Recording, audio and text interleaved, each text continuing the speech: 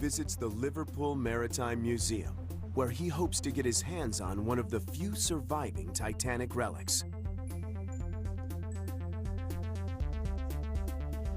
So this is an actual life jacket from the Titanic?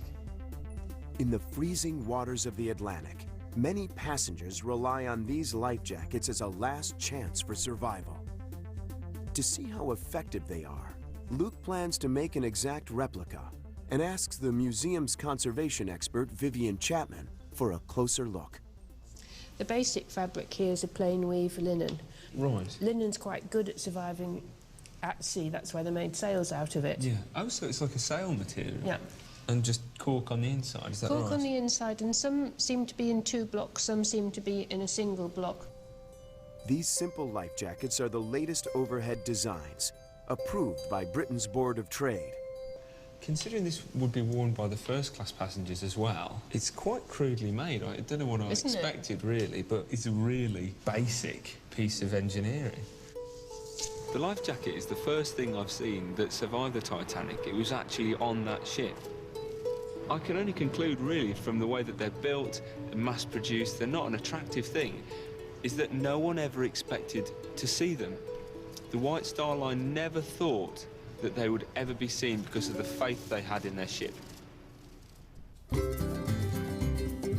Using the basic measurements and design from a surviving Titanic life jacket, Luke is making an exact replica. You've got 2 chunks at the top of double layer. Cork becomes the preferred filling for life jackets in the mid-1800s. By 1912, Britain's Board of Trade requires that a minimum of 5.5 pounds of it be packed into each jacket. To get this amount of cork into this jacket, I've got quite a lot of work to do.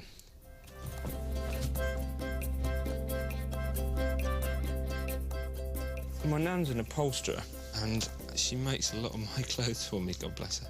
So I know the principles of all this, which is helpful because this is actually quite a complicated thing to make.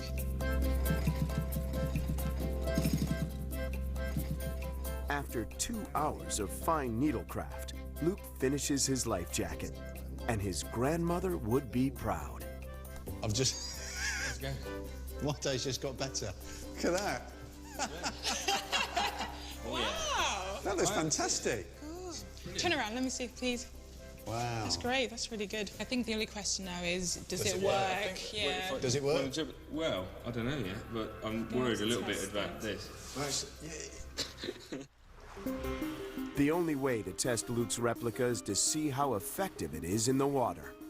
To find out, he visits the Royal National Lifeboat Institution and their sea safety manager, Peter Chanel.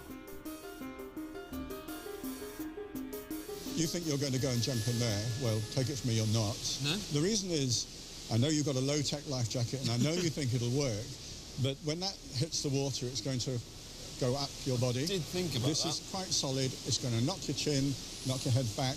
Nothing else you're going to cut your lip. So we're not going to do that. We're going to put you in the water down below. Right. So I'd imagine if you go from a decent enough height, that'd probably break your jaw. Yes, it would. So that's a very good reason. Very good plan to not do it. Yeah, I agree with that. Okay. Fair enough. We'll give it a go somewhere else.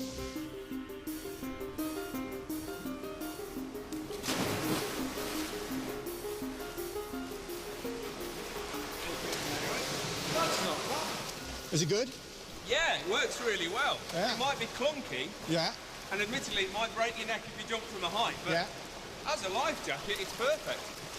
The only thing that I'd say about this is that it's tremendously uncomfortable. Right. It's like being trapped inside a wooden pipe.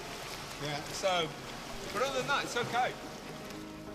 Luke proves the life jacket's basic design is effective, but only if passengers survive the icy waters of the North Atlantic, where hypothermia can set in within minutes.